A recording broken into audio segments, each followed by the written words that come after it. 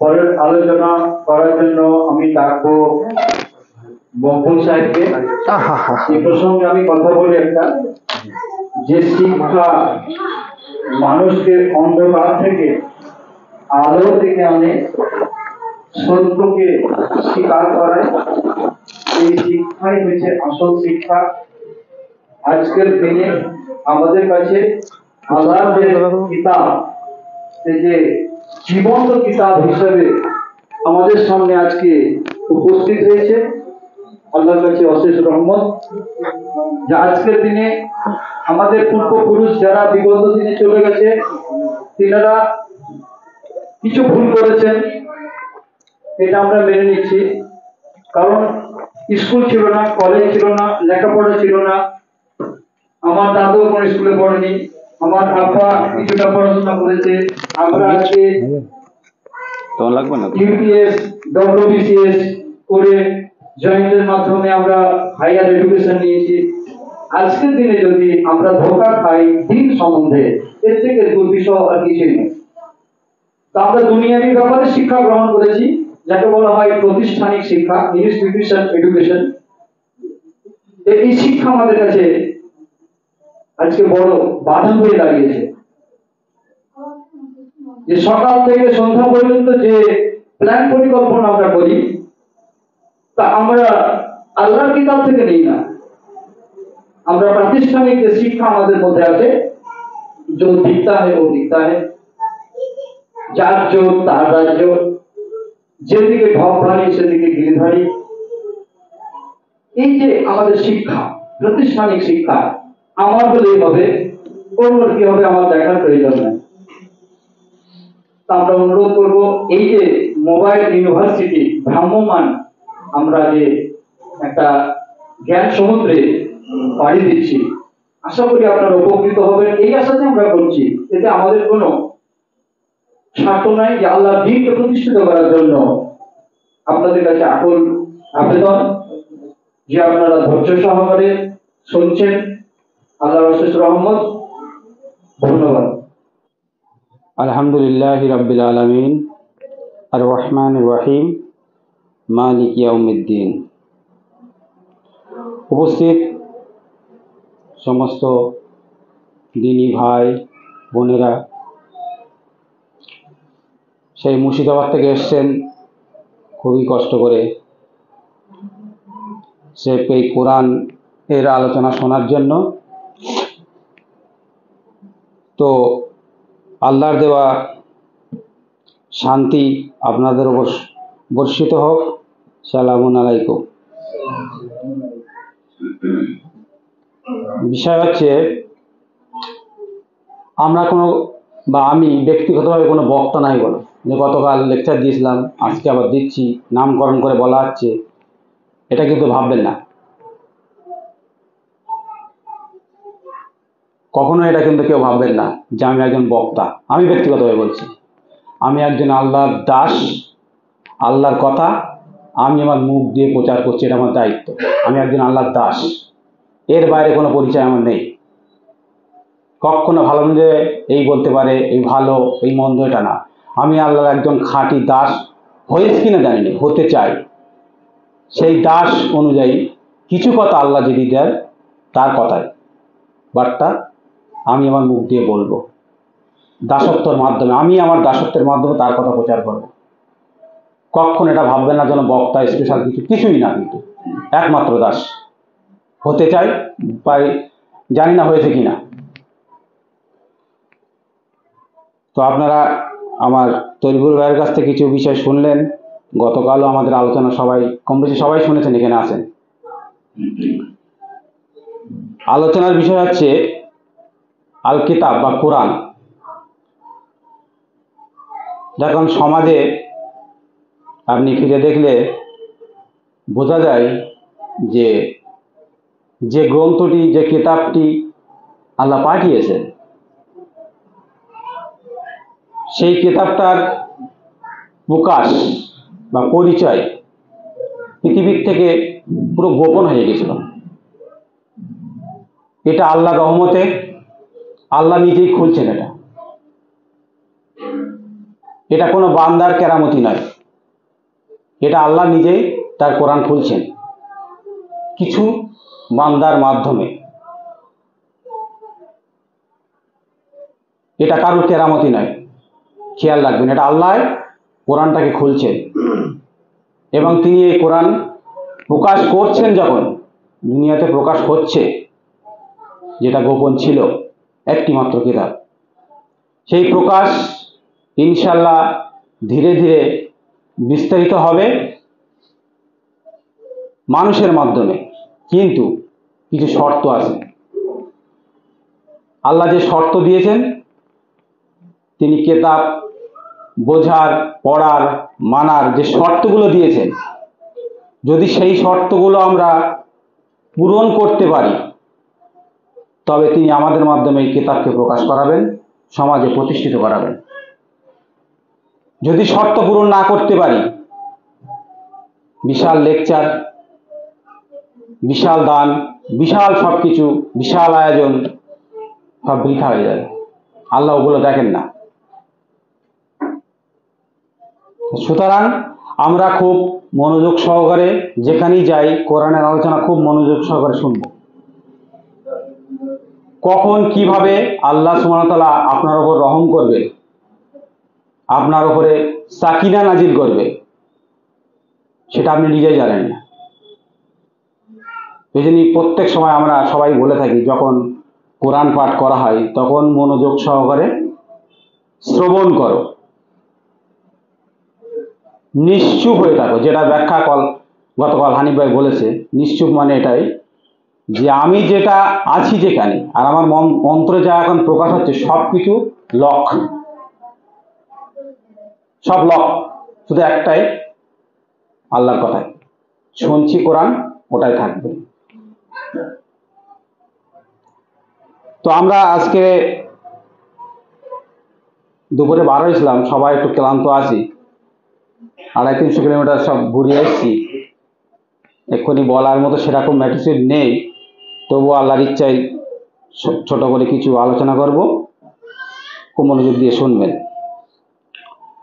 আল্লাহ সুবহানাহু ওয়া তাআলা সূরা ফাতর 28 নম্বর আয়াত থেকে বলছে, হুয়াল্লাযী আরসালা রাসূলাহু বিল হুদা ওয়া দীনিল হক,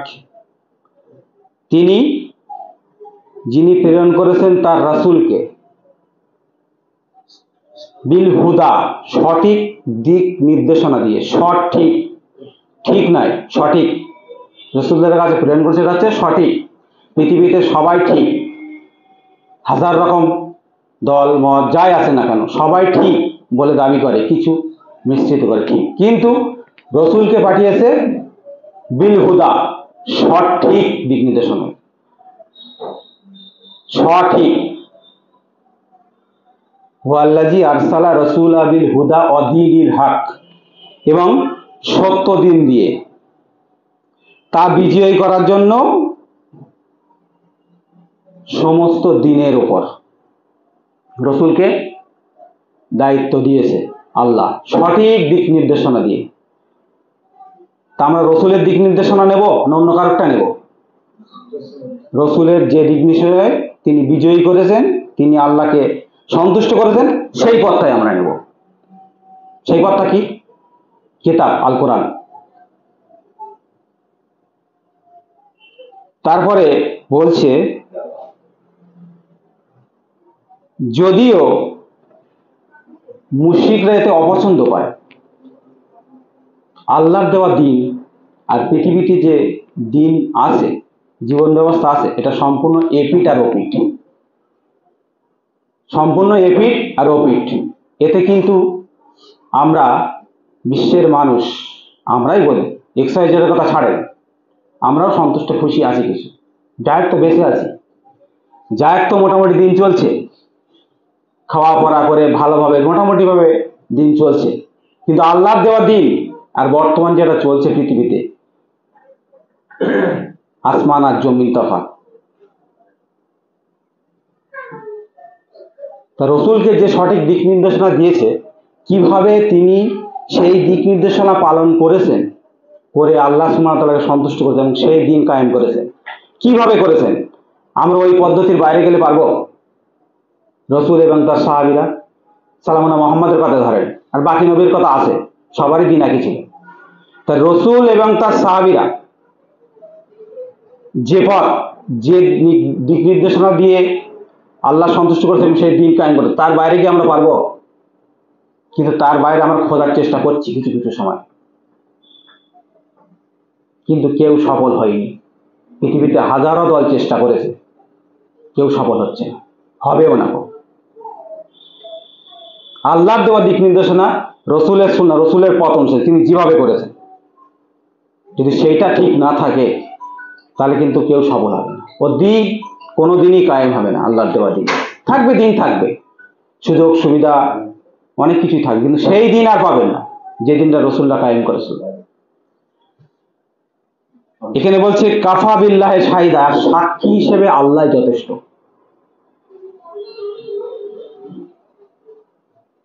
তাহলে আমাদের দিনের সাক্ষী কে হবে? আল্লাহ সাক্ষী, আর পৃথিবীতে কারো সাক্ষী করার দরকার নেই।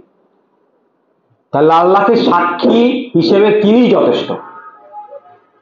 খেয়াল করতে হবে, আল্লাহ, তার রসুল আর তার দিন কি, তিনটে জিনিস যদি আমাদের মাথায় না আসে তাহলে সব ভুলিয়ে ফেলবো।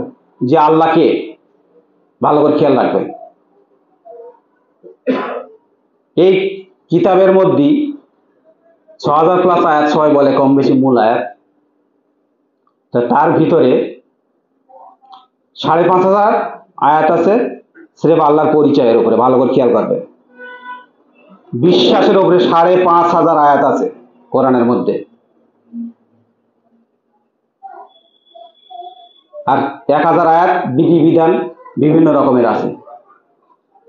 তাহলে বিধিবিধান কায়েম করতে গেলে ভালো করে খেয়াল রাখবে, সেই বিশ্বাসের দাবি অনুযায়ী কাজ করতে হবে। সেই বিশ্বাস আনতে হবে, দৃঢ় বিশ্বাস আনতে হবে, তারপর বিধিবিধান কায়েম করতে হবে। বিশ্বাসের ত্রুটি থাকলে 1%, 0% থাকলে আপনার বিধিবিধান কোনো কায়েম আসবে না, কোনো দিনও কায়েম হবে না। তাহলে এখানে সাক্ষী হিসেবে আল্লাহ যথেষ্ট। এখন আমরা ছোট করে দেখব যে আসলে মোহাম্মদ এবং তার সাহাবীরা সালামুনা মোহাম্মদ কিভাবে তারা দিনটা প্রতিষ্ঠা করেছে, কিসের মাধ্যমে, কেমন করে, কোন পদ্ধতিতে। আমরা কিন্তু সেই কোরআনের পাইট হয়ে উজ্জ্বল হয়ে আছে, আমরা সংক্ষেপে জানব। ওই পথ ছাড়া পৃথিবীতে কোনো স্কলার, কোনো তাফসীরকারক, এমনকি নবী রাসূলুল্লাহ ওই পথ, যেটা পথ আল্লাহ দিয়েছে, ওই পথের বাইরে গেলে কোনোদিন দিন কায়েম বা আল্লাহ সন্তুষ্টি হবে না, কোনোদিন হয়নি। তাহলে আমরা ওই পথটাই ধরবো, কোরআনের যেভাবে দিক নির্দেশ হয়েছে ঠিক সেইভাবেই আমরা পথে অগ্রসর হব, এর বাইরে নয়। কিন্তু খেয়াল রাখবেন, কিন্তু আয়াত 29 বলছে মুহাম্মাদুন রাসূলুল্লাহ, মোহাম্মদ আল্লাহর রাসূল, বার্তাবাহক। মোহাম্মদ আল্লাহর রাসূল,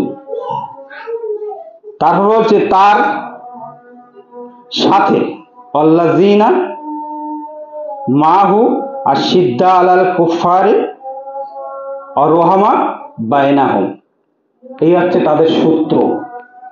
ভালো করে খেয়াল করবেন, আয়াত বাড়ি গিয়ে পড়বে, সূরা ফাতা আয়াত 29। কি আওয়াজ হচ্ছে মোবাইলে? সাইলেন্ট করেন মোবাইল যার যা আছে। তাহলে মোহাম্মদ আল্লাহর রাসূল এবং তার সাথে যারা আছে তারা কাফিরদের প্রতি কঠোর।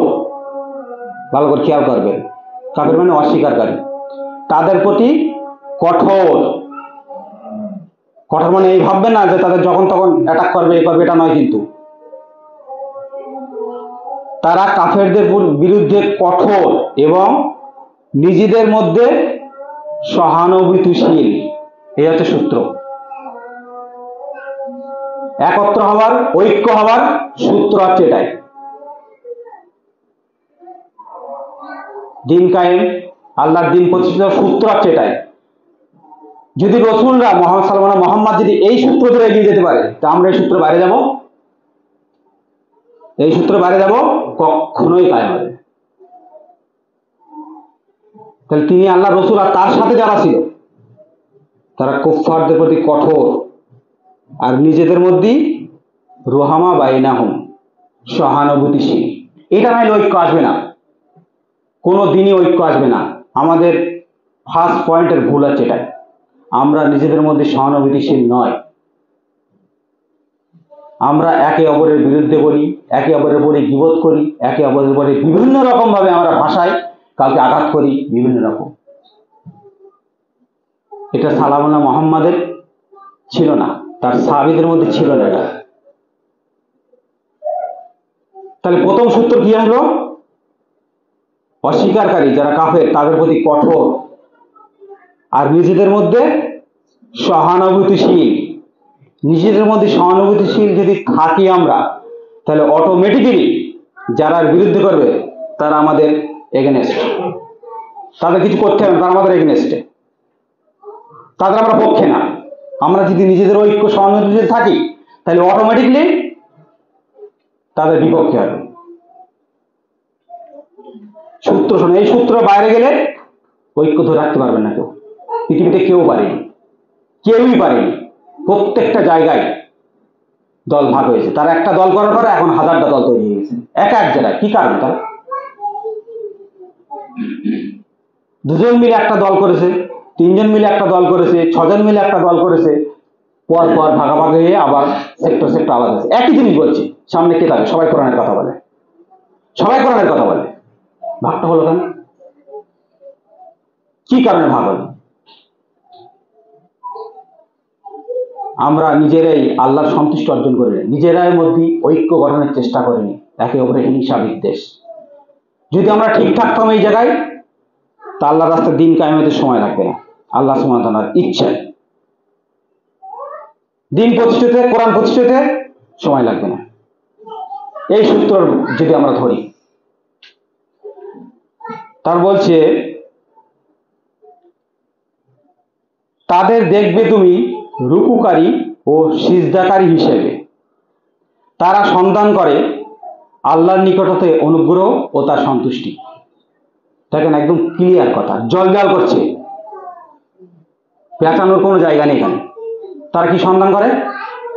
আল্লাহর সন্তুষ্টি আর তার অনুগ্রহ। এই দুটো যদি না থাকে তা আপনার জীবনের কোনো দাম আছে? কিছু আছে? আল্লাহর অনুগ্রহ তার সন্তুষ্টি যদি আপনি না কামনা করেন, তাহলে কার অনুসারী আপনি? শয়তানের অনুসারী। যে কি বলেছিল? আনা খায়রুম মিনহু, আমি তার থেকে উত্তম। এই কথাটা তাকে অভিশপ্ত বানিয়ে দিয়েছে, অভিশপ্ত। এটা প্রত্যেকের মধ্যে ইগোই আছি, যার জন্য আজকের দল বিভক্ত হয়ে গেছে সব। আমি তার থেকে উত্তম, এই কথাটা কার, কে কি যুক্তিযুক্ত? এই কথাটা পৃথিবীতে কেউ বলতে পারবে যে আমি তার থেকে উত্তম? সেদিন ইবলিস যে কথাটা বলেছিল, ও কি বক্তাকে যুক্তিগত কথা বলেছিল? ও যুক্তিগত বলেছিল যে আমি তার থেকে উত্তম? কি জন্য বলেছিল? তার ভিতরে অহংকার জন্মেছিল। সে জানে না আমাকে একজন সৃষ্টিকর্তা সৃষ্টি করেছে, আমি তার রহমত ছাড়া, তার সাহায্য ছাড়া চলতে পারি না, পৃথিবীর কারো চলার ক্ষমতা নেই। সে তখন ওই কথা বললো যে আমি তার থেকে উত্তম। পৃথিবীতে কেউ বলতে পারবে না যে আমি তার থেকে উত্তম। এখান থেকে রুহামা বাইনাহুম ছিটকে যাবে। কোন দলের মধ্যে যদি এই জিনিসটাকে কারোর মধ্যে ঝেড়ে ফেলে দেন যে আমি ওর থেকে উত্তম, আমি ওর থেকে ভালো বলতে পারি, আমি ওর থেকে ভালো কাজ করতে পারি, এটা ছেড়ে ফেলে দেবেন, এটা কখনোই আল্লাহর বান্দা দাসের কাজ হবে না। এটা শয়তানের কাজ হবে, বিভক্ত হওয়ার কাজ হবে এটা। তাহলে তারা সবসময় সন্ধান করত আল্লাহর অনুগ্রহ ও সন্তুষ্টি। তাহলে রুকুকারী আর সিজদাকারী কি? তর্ক বিতর্ক পৃথিবী ছড়িয়ে আছে যে রুকুকারী আর সিজদাকারী কি। যে আল্লাহর অনুগ্রহ, আল্লাহর আয়াতের তাফসীর কিন্তু আল্লাহর আয়াতের সাথে সাথে আছে, ভালো করে খেয়াল করেন। রুকুকারী, তাদের দেখে রুকুকারী ও সিজদাকারী। তা রুকুকারী সিজদাকারী কি? তারা সন্তুষ্ট করতো কি? আল্লাহর অনুগ্রহ আর তার সন্তুষ্ট। আল্লাহ যেটা বলেছেন সেটা যদি আপনি করেন তাহলে সেটা আল্লাহর সন্তুষ্ট হবে তো। আর যদি তার বাইরে করেন কি হবে? সেটা অসন্তুষ্ট। তাহলে সিজদা কি বলে চেঁচানির কোনো দরকার নেই। আপনার জীবনে আপনি বান্দা, আল্লাহ আপনার মালিক, এই দুটো ভাবে কোরআন বুঝবেন। আপনি একজন বান্দা দাস, আর মালিকের পক্ষ থেকে এটা এসছে, এটা যখন এই দুটো রাখবেন যে আমার মালিক আল্লাহ আর আমি তার দাস, তাহলে কিন্তু কোরআন আপনার সাথে খুলবে। তাহলে রুকুকারী সিজদাকারী কারা? এর কোনো ব্যাখ্যা বলেছে আল্লাহ নতুন করে? তারা আল্লাহ সন্তুষ্ট অর্জন করে আর তার অনুগ্রহ তালাশ করে, এই হচ্ছে রুকুকারী সিজদাকারী। আমি আপনি কি আল্লাহর অনুগ্রহ তালাশ করি? আল্লাহ সন্তুষ্ট অর্জন করার চেষ্টা করিনি। শুধুই আমরা বলে বেড়াচ্ছি ওরা ওটা করছে, এরা সেটা করছে, ওটা করছে, ওরা রুকু করে না, ওরা সিজদা করে এইভাবে। এর কোনো কথাই আল্লাহ এইভাবে বলেননি। কেন? এখানে পুরো পরিষ্কার করে দিয়েছেন আল্লাহ যে তাদেরকে দেখবে তুমি রুকুকারী ও সিজদাকারী হিসেবে, এবং তারা আল্লাহর অনুগ্রহ সন্তুষ্ট অর্জন করে। ভালো করে খেয়াল করবেন।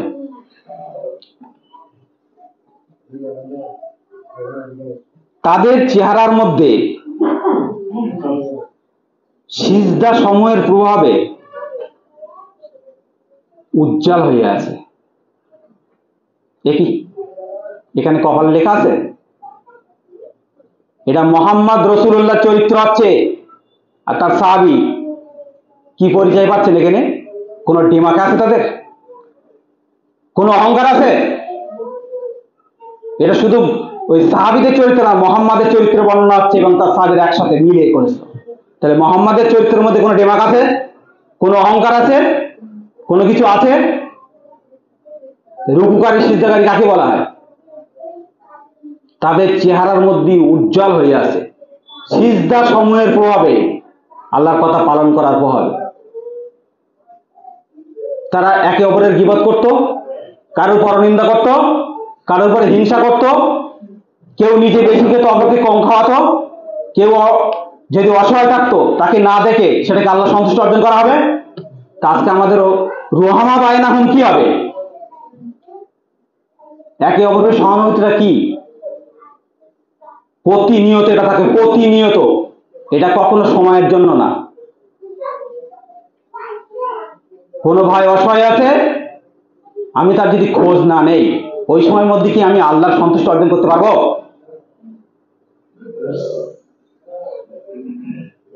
তাহলে আমাদের ঐক্যর মানদণ্ড কি? আমরা একে অপরের প্রতি সজাগ থাকব এবং আল্লাহর গোলাম দাস, যেন কেউ কারোর উপরে অহংকার না করে, কেউ কারোর উপরে কোনো ডিমাক না দেখায়, যেন বলতে না পারে আমিই বুঝি। আপনার বুঝ হবে আপনার কর্মের মাধ্যমে আল্লাহ সন্তুষ্টি, যেটা মোহাম্মদ করেছিল, সালামুনা মোহাম্মদ, তার চরিত্র ফুটে উঠছে এখানে। আর আপনি কোথাকার কে? আপনি কোথাকার কে? হাজারো দলে কোটি কোটি দলে বিভক্ত হয়ে গেছে। কি কারণ? স্রেফ ওই অহংকার। স্রেফ ওই অহংকার কারণে আজকে আমরা দলে দলে সব বিভক্ত হয়ে গেছি, শেষ হয়ে গেছি আমরা।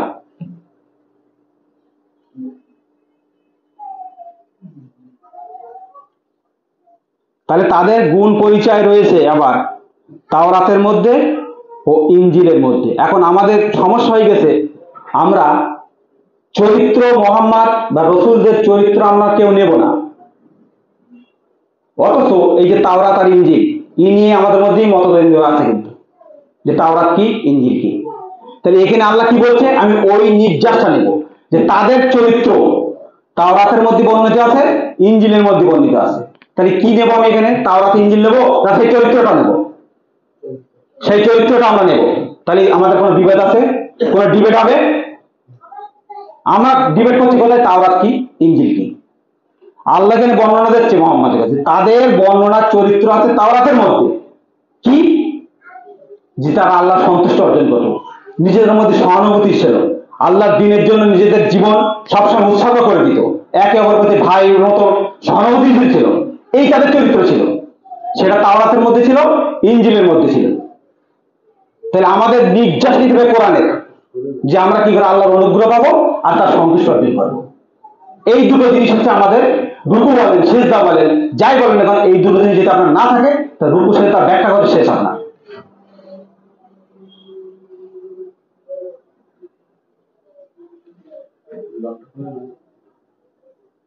তাহলে তাদের গুণ পরিচয় আছে তাওরাত ইনজিলের মধ্যে। আল্লাহ তাদের একটা উপমা দিচ্ছে, তাদের উপমা একটা চারা গাছের মতো, যার থেকে একটা অঙ্কুর বার হয় দানা। ভালো করে খেয়াল করেন, একটা মানুষ মুত্তাকি হওয়ার পথে ঠিকানা দিচ্ছে আল্লাহ, একটা উপমা রসুলের মাধ্যমে দিচ্ছে। রসুলকে দিয়েছিল প্রথমে, সাল্লাল্লাহু মুহাম্মাদকে দিয়েছিল, যে তাদের উপমা হলো একটা চারা গাছ, যা শুরু হয় কোথার থেকে, একটা অঙ্কুর বার হয়, তাই না? ঐক্যের মানদণ্ড এখানে ছিল, একটা অঙ্কুর বার হয়, সেটা আস্তে আস্তে ধীরে ধীরে বড় হয়,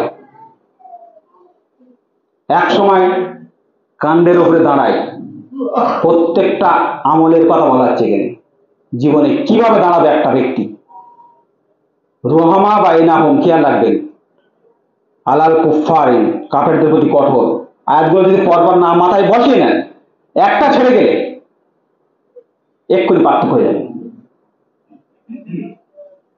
তাহলে তাদের উপমা একটা চারা গাছ, যেখান থেকে একটা অঙ্কুর বার হয়, স্বচ্ছ অঙ্কুর বার হচ্ছে, সেটা ধীরে ধীরে আস্তে আস্তে একটা কাণ্ডে পরিণত হয়, বিশাল একটা শক্তিশালী সুন্দর গাছে তৈরি হয় ধীরে ধীরে। উপমাটা দেখেন, আপনি একদিন হবেন না, খুব ধীরে ধীরে ধীরে ধীরে সাল্লাল্লাহু মুহাম্মদ এবং সাহাবীরা ধীরে ধীরে হয়েছিল এইভাবে, একটার পর একটা পর স্টেজ পার করে করে। অতঃপর মোটা হয় ও দৃঢ়ভাবে দাঁড়ায় তার কাণ্ডের উপর, যা আনন্দ দেয় চাষিদেরকে, এবং তিনি জ্বালা সৃষ্টি করে দেন তাদের কারণে কাফিরদের। শোনেন, এই যে আমরা কাফির কাফির বলি যে ওরা খারাপ এরা খারাপ, আল্লাহ রসুলরা সাল্লাল্লাহু মুহাম্মদ অন্য নবীরা তাদের চরিত্রের মধ্যে ফুটিয়ে তুলেছিল এমনই যে কুফফাররা তাদের প্রতি রেগে যেত, কিছু করতে হয়নি, তাদের চরিত্রে এমন ফুটে উঠেছিল। তিনি জ্বালা সৃষ্টি করে দেন তাদের প্রভাবে। তাহলে কেমন চরিত্র তারা তৈরি করেছিল?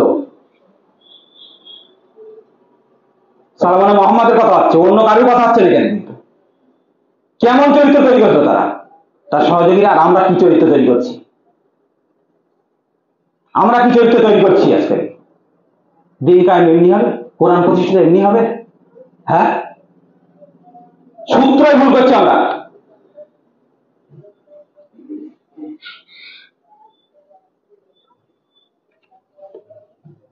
তাহলে তিনি জ্বালা সৃষ্টি করে দেন তাদের কারণে কাফিরদের। তাহলে এমন চরিত্র তারা তৈরি করেছিল যে তাদের দেখে কুফফার অবাক হয়ে গেছিল, যে কিসের উপরে ভরসা করে দাঁড়ায় তারা। জানেন তো, প্রত্যেক নবী রাসূল কম বেশি তাদের জীবন খুবই কষ্ট হয়ে গেছে। খেয়াল রাখবেন কথাটা, দুই একজন বাদে বেশিরভাগ নবী রাসূলের জীবন খুবই কষ্ট লাঞ্ছনার জীবন তাদের গিয়েছে। এই তাদের ওই কয়েকজনের সংগঠনে এমন ঐক্যবদ্ধ ছিল সীসা ঢালা প্রাচীর মতো, তাই দেখে বড় বড় কুফফার যারা অস্বীকার করতো কিতাব কি আল্লাহকে, তারা অবাক হয়ে যেত। কিসের কারণে তারা এইভাবে দাঁড়ায় একটা কারণে, কার ভরসায়, কোন শক্তির ভরসায় তারা এইভাবে 10 জন মিলে একটা জায়গায় দাঁড়ায়? 10টা জন দাঁড়ায়, 10 জন, 100 জন কুফফার, তাদের অবাক হয়ে যায়। এমনই সীসা ঢালা প্রাচীর তাদের ছিল। সেই সূত্র আমরা বাদ দিয়েছি, বাদ দিয়ে আজকে এ বলছে ওটা, ও বলছে ওটা, ও বলছে এটা খেতে হবে না, ও বলছে ওটা খেতে হবে না। এই নিয়ে আমাদের মধ্যে সব সময় মতভেদ। আল্লাহর কথা কি মিথ্যা? আমি নিজের থেকে বলছি কথাটা। আল্লাহ বিস্তারিত করে বলে যাচ্ছেন যে তিনি তাদের প্রভাবে কুফফারদের মধ্যে জ্বালা সৃষ্টি করে দিত, আর আজকে আমাদের প্রভাবে ওরা হাসে। যারা অস্বীকার করে, যারা কিতাব বলে না, তারা আমাদের জন্য হাসে যে আমাদের সাথে আছে। কারণ আমরা দুনিয়া চাই, আখেরাতও চাই। আখেরাত কম চাই, দুনিয়া বেশি চাই, তাই না? অনেক সময় আমরা দুনিয়া চাই আর আখেরাতও চাই। তা আমার তো মনে হয় যে আল্লাহ না করুক কাউকে অন্তরে, আমি চাই আল্লাহ অন্তরকে সবাই আখেরাতের প্রতি দৃঢ় রাখুক। মনে হয় আখেরাতে যাই হবে, এখানটা সবকিছু হলে হবে। ভালো করে অন্তর দিকে খেয়াল করেন সবাই প্রত্যেকে। যে আখিরাতের এমন একটা জিনিস যেখানে আপনাদের বা বিশ্বের মানুষের ভুল বিশ্বাসের কারণে আল্লাহর আখিরাত, কিয়ামত, জান্নাত, জাহান্নাম এগুলো সেটিংস কিন্তু পরিবর্তন হবে না। এগুলো আমাদের অদৃশ্য জগতের বাইরে, আমরা এ সম্পর্কে জানি না কিছু, কিন্তু মনে হয় যেহেতু আছে, সন্দেহ হয় যে আছে। যদি সন্দেহ হয় তাহলে এই কাজে কেউ এগোতে পারবেন না, কারণ পুরস্কার এখানে নেই। দিন কায়েম মনে করেন না, দিন কায়েম যখন হবে কোরআন পড়ছে, আপনি মনে করেন না আপনি ওই গোয়েঙ্কার মতন, আম্বানির মতন, জমিদার মতন থাকবেন, এরকম নয় কিন্তু। এই রাজত্ব নয় কিন্তু। ওরা যে রাজত্বটা কায়েম করেছে পৃথিবীতে, এরকম রাজত্ব নয় কিন্তু কোরআনের রাজত্ব। কোরআনের প্রতিষ্ঠা দিন এরকম নয় কিন্তু। মগজ দোলায় করা হয়েছে যে এরকমই হবে রাজত্ব, এরকম না, এরকম নয়। আপনার পুরস্কার আখিরাতে, আর এখানে আপনার দায়িত্ব। আপনি যদি পুরস্কার এখানে নেন তাহলে দিন কায়েম হবে না, কোরআন প্রতিষ্ঠিত হবে না, আর আখিরাত তো আপনার গেলই।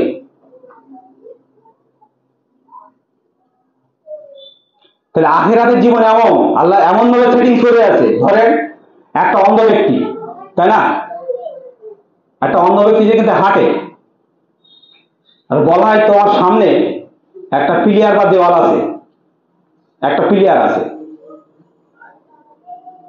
যে অন্ধ ব্যক্তি বলবে সে তো দেখতে পাচ্ছে না, তাকে সাবধান করা যাবে তুমি যেও না, গেলেই কিন্তু ওখানে ধাক্কা খাবে।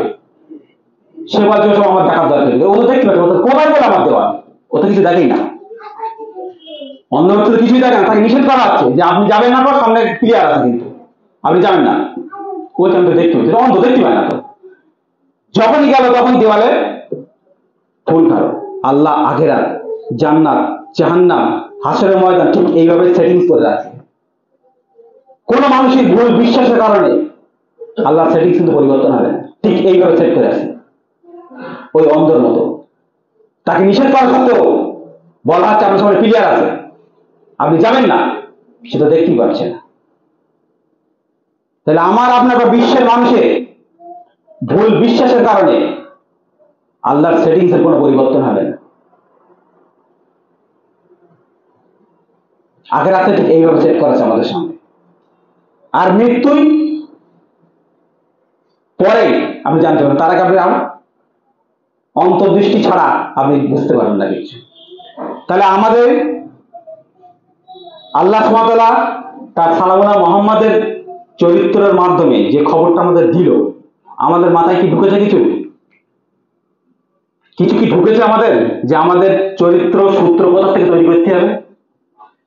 আমাদের দেখে সমাজে মানুষ হাসে, আর সালামুনা মুহাম্মদ তার সাহাবীদের চরিত্র দেখে তারা ক্রমগত কষ্ট হলো, তাদের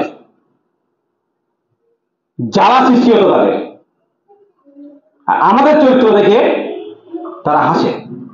আমরা কি চরিত্র তৈরি করেছি? সবসময় ডিবেটের চরিত্র তৈরি করেছি। রমা বাইনা হোম, কথাটা খেয়াল রাখবেন। নিজেদের মধ্যে সহানুভূতিশীল যদি না থাকে তাহলে কোরআন প্রতিষ্ঠা আমরা করতে পারবো না, আমরা এগোতেই পারবো না। আপনি যতই বলেন না কেন, আপনার জ্ঞানী যে জ্ঞানী দেখেন না কেন, কোরআন সাক্ষী, আল্লাহ সাক্ষী, রসুলদের সাক্ষী, কখনোই পারবে এই সূত্রের বাইরে গেলে। তাহলে আল্লাহ সুবহানাহু ওয়া তাআলা এখানে আয়াতটা ফের আগে করে বলে দিচ্ছি যে মুহাম্মদ আল্লাহ রসুল এবং তার সাহাবীরা কোন মামুলি লোকের কথা হচ্ছে না কিন্তু, যে ছেড়ে দেবেন আপনি এটাকে। নিজেদের প্রতি সহানুভূতিশীল, নিজেদের প্রতি প্রত্যেকটা জায়গায় সহানুভূতিশীল, স্যালেন্ডার, কিন্তু কুফফারদের প্রতি কঠোর। তাদের চরিত্র, তাদের লেবাস, তাদের কাজ কারবার, তাদের যা কিছু আছে সব আমাদের মধ্যে ঢুকিয়ে আছে। ছাড়তে পারবেন আপনি? আল্লাহর কথা আপনি ছাড়তে পারবেন? না ছাড়লে আমরা কোরআন প্রতিষ্ঠিত করবো কি করে? সম্পূর্ণটাই তাদের মধ্যে ঢুকে আছি আমরা। আর দুনিয়াতে এই জন্য এই সূত্র ছেড়ে দিই, নিজের ব্যক্তিগত ভাবে নিজের মতো করে সবাই বুঝছি যে এটা হবে ওটা হবে, ওটা হবে ওটা হবে। আল্লাহ যে সূত্র যেভাবে বলেছে যেখানে, সেইটা যদি ঠিক ঠিক পালন না করা হয় তাহলে কোনো কাজে আসবে না। ওটাকে বলে রাসূলের আনুগত্য। রাসূলের আনুগত্য ওটাকে বলে। তাহলে আল্লাহ সুবহানাহু ওয়া তাআলা আমাদের সালামুনা মুহাম্মাদের মাধ্যমে যে চরিত্র কথা বললো, যে নিজেদের মধ্যে ঐক্যের যে বাতাবরণ, এটা একেবারে সীসা ঢালা প্রাচীর। আল্লাহ পছন্দ করেন এটা। সীসা ঢালা প্রাচীর, একে অপরের পরে কাঁধে কাঁধ মিলিয়ে, একে অপরের প্রতি সহানুভূতিশীল করে, একে অপরের দায় দায়িত্ব এক মুহূর্তের জন্য দায়িত্ব থেকে এড়ানো যাবে না। প্রত্যেকের উপরে দায়িত্ব, কিন্তু প্রত্যেকের উপরে, আমার মা বোন যারা আছেন, আমার ভাইরা যারা আছেন, প্রত্যেকের উপরে দায়িত্ব নিতে হবে যে আমরা সেই আখেরাত, চূড়ান্ত ফয়সালার দিন আখেরাতে, যেটা আল্লাহর সামনে আমাদের মাথাটা হেট না হয়। পৃথিবীতে অপমান, লাঞ্ছিত, বঞ্চিত অনেক কিছু হবে, সহ্য করতে পারবেন, কিন্তু আখেরাতে যখন আল্লাহর সামনে দাঁড়াবেন, সেদিন আপনার মাথা হেট হবে। এটা কি আপনার জন্য শোভা পাবে? সেদিন দুনিয়ার থেকে এটা ঠিক করে নেন। সেদিন কি আপনার জন্য শোভা পাবে যে আমার স্রষ্টা, যিনি আমার মালিক, যিনি আমাকে বাঁচিয়ে রেখেছেন, যিনি পৃথিবীতে আমাকে নিয়ে এসেছেন, সেই মালিকের কথা না শুনে যদি আমি তার সামনে দাঁড়াই, কেমন মনে হবে আমার? এখানে বসে ভেবে নেন দিন, ধরে নেন এটা কি আমাদের মাঠ, ধরে নেন, আর আপনি আল্লাহর কথা মানেন, কেমন লজ্জিত হবেন সেদিন? দৃঢ়ভাবে বিশ্বাস করে দেন, সেদিন কেমন লজ্জিত হবে, অনুভবটা কেমন হবে? যেদিন তার ফেরেশতাকে ডেকে বলবে, এদেরকে চুলির মুঠো ধরে আগুনে ফেলে দাও, জ্বলন্ত আগুনে ফেলে দাও। সেদিন কি আমি আপনি সহ্য করতে পারবেন? সামান্য দুনিয়ার কষ্ট যদি বিশাল গরম পড়ে, তাই না? তো তখন খুঁজি কোথায় ফ্রিজের একটু ঠান্ডা পানি হবে, তাই না? আর ফুটান্ত পানি আপনাকে দেবে, এটা কি সহ্য করা যাবে? আপনি বলেন, গরম পানি আপনি খেতে পারেন না পৃথিবীতে, আর সেখানে আপনাকে ফুটান্ত পানি দেবে, সেটাকে আপনি সহ্য করতে পারবেন? সহ্য করা সম্ভব আমাদের পক্ষে? যদি সহ্য করা সম্ভব না হয়, তাহলে আমাদের করা উচিত কি? আল্লাহ যেটা বলেছেন, যেভাবে বলেছেন, ঠিক ঠিক দুনিয়াতে আমরা সেই দায়িত্ব পালন। তাতে আমাদের কষ্ট আছে, দুঃখ আছে, যন্ত্রণা আছে, লাঞ্ছনা আছে, যাই আছে না, ওটা আমরা মাথা পেতে যাব। যেহেতু আমাদের অভিভাবককে, আমাদের মালিককে, আমাদেরকে গাইডলাইন দেবে কে, আমাদেরকে সাহায্য করবে কে? আল্লাহ। পৃথিবীর কোন শক্তির সাহায্য আমাদের লাগবে না, একমাত্র আল্লাহ আমাদের অভিভাবক। তিনি আমাদের যদি সাহায্য করেন, তাহলে দুনিয়াতে আমরা মুমিন হয়ে, তার কথা শুনে হয়ে চিরস্থায়ী আল্লাহ সেই জান্নাতে যাব। এটা আপনার দুনিয়া থেকে ওয়াদা করে নেন। আর ওয়াদা ছাড়া কোনো জিনিস কামিয়াবি হবে না। পৃথিবীতে অনেক ওয়াদা করেছেন আমরা, যে আজকের আমি কামিয়াবি হয়ে, গ্রাজুয়েশন হয়ে, MA করে, ওটা করে, ডক্টরেট করে, PhD করে, বিভিন্ন রকম পরিকল্পনার মাধ্যমে তৈরি করে গেছেন। আসেন না কেউ পরিকল্পনা করে, কি করেনি? করে তো পরিকল্পনা, তাই না? তা আজকে থেকে আমরা পরিকল্পনা করে নেন যে আমরা এই দুনিয়াতে থেকে আল্লাহর কথা মেনে, আল্লাহর কথা অনুযায়ী চলে, নিজেদের মধ্যে ঐক্য গঠন করে, যেভাবে তিনি বলেছেন, সালামুল্লাহ মুহাম্মদ যেভাবে চলেছেন, তার সাহাবীরা যেভাবে চলেছেন, ঠিক ওইভাবে চলে আল্লাহ সন্তুষ্ট অর্জন করে আমরা পৃথিবীর থেকে বিদায় নেব। সেদিন হয়তো আল্লাহর সামনে বলতে পারে, আল্লাহ তোমার কাছে, তিনি আমাদের ক্ষমা করবেন। আর যদি কিছুই না করেন, দুনিয়া নিয়ে পড়ে থাকে, আমি দুনিয়ার কথা মানা করছি নাকি, পড়ে থাকে, কিন্তু আল্লাহকে বাদ দিয়ে নেয়। পৃথিবীতে সবার আগে আল্লাহর কথাকে প্রাধান্য দেওয়া, সবার আগে আল্লাহর কথাকে প্রাধান্য দেওয়া। তো আমার সবার প্রতি এটাই দাবি থাকলো যে আমরা একে অপরের উপরে কাঁধ মিলিয়ে, সকলে কোরআন বুঝে আপনি কোরআন বুঝুন, পড়ুন, ওইভাবে পড়ুন যেভাবে একজন মালিক আর আমি একজন দাস। এর মাধ্যমে কোরআন বুঝুন। এর বাইরে গিয়ে নিজেকে স্কলার বলে, কোনো তাফসীরকারক বলে, কোনো জ্ঞানী পণ্ডিত বলে কোরআনের ধারে আসেন না। নিজেকে স্কলার, কোরআন পণ্ডিত, বিরাট তাফসীরকারক বা বিরাট বুঝি বলে কোরআনের ধারে আসবেন না। ওটা আপনাকে ছিটকে ফেলে দেবে। কারণ কোরআনের মর্যাদা অনেক। আল্লাহ সুবহানাহু ওয়া তাআলা কোরআনে বলেছেন যে সেদিন এই কোরআন সম্পর্কে তোমাদের জিজ্ঞেস করা হবে। আর রাসূল তো আমাদের জন্য কেস ফাইল তো করেই দিয়েছেন। এটা কি আমাদের দিন কেস ফাইল করবেন, কি অটোমেটিক করেই দিয়ে গেছেন? তিনি এফআইআর করে দিয়ে গেছেন যে আমার জাতি এই কোরআনকে পরিত্যাগ করেছিল। পরিত্যাগ মানে কি জানেন? মাহজুরা মানে কোরআন তো সবাই মানে, পৃথিবীতে মানে না। সবাই যদি বলে সবচেয়ে ভালো আমাদের কাছে কোরআন, সবাই আল কোরআন, সবাই আমরা আল কোরআন মানি, তাই না? তো কোরআন ধরে ছেড়ে দিয়েছে, কোরআনের ভিতর ঢুকি। কোরআন কি জন্য এসেছে সেটাও বুঝিনি। এই যে পরিত্যাজ্য বিষয় হচ্ছে এরকম না যে কোরআন ফেলে দিয়েছে, কোরআন আমরা মানবো না। সবার কাছে কোরআন আছে, সবাই কোরআন বলে, সবাই কোরআন বলে। কোরআনটা ধরে ছেড়ে দিয়েছে, পুরোপুরি নেই। রাসূল সেদিন কেস ফাইল করবে কি এখন কেস ফাইল করতে আমরা জানি না। সুতরাং যদি আমরা কোরআনের বাইরে যাই, আল্লাহর এই কোরআনের বাইরে যাই, তাহলে অলরেডি রাসূল আমাদের কেস ফাইল করে দিয়েছে। তার জাতির জন্য করে যে কমেন্ট ছিল অটোমেটিক কেস ফাইল যারা কোরআন ছেড়ে দেয়। তো সুতরাং আমরা সবাই চেষ্টা করব যে আল কোরআনের উপরে দণ্ডায়মান থাকা এবং সকলে একে অপরের প্রতি সহানুভূতিশীল হয়ে আল্লাহ সুবহানাহু ওয়া তাআলা এই কোরআনকে সমাজে প্রতিষ্ঠিত করা, এটা আমাদের প্রত্যেকের দায়িত্ব। সবাইকে আল্লাহর শান্তি কামনা করে আমি শেষ করছি। সবাই ভালো থাকুন, সুস্থ থাকুন। সালামু আলাইকুম। ধন্যবাদ মকবুল সাহেবকে। হৃদয়স্পর্শী আলোচনা উনি রাখলেন। আলোচনার